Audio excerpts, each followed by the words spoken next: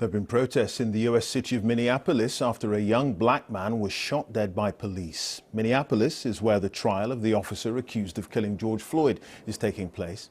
In this latest incident, a 20-year-old man died after crashing his car, having been shot by an officer moments before. Investigators say the police officer thought she was using her taser.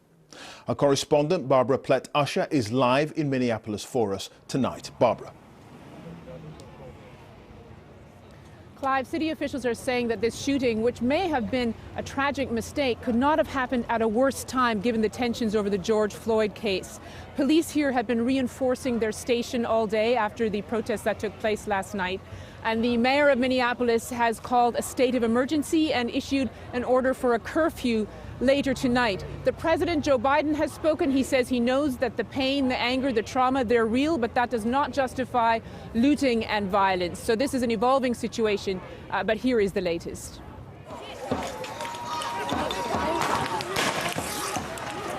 These have become familiar scenes in a year of civil unrest over police violence, with every deadly encounter reigniting a smoldering anger.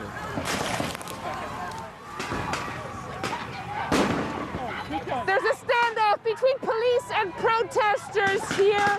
Smoke bombs have been fired, tear gas have been fired after a shooting, another police shooting of a black man in Minnesota.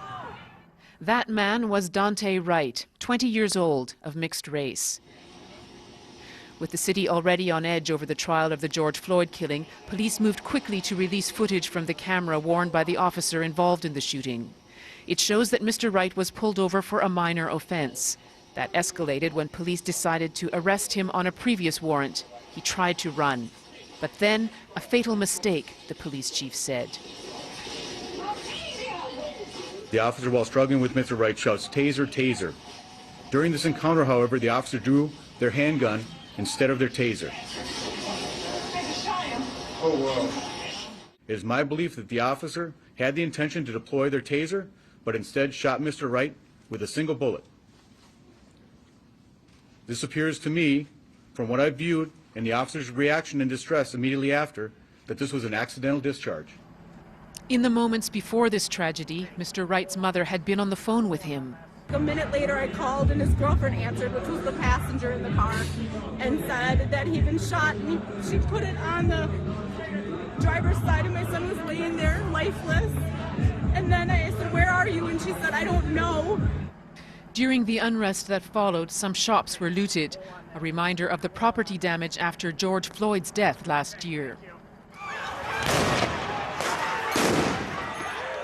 The prosecution is wrapping up its case in that trial.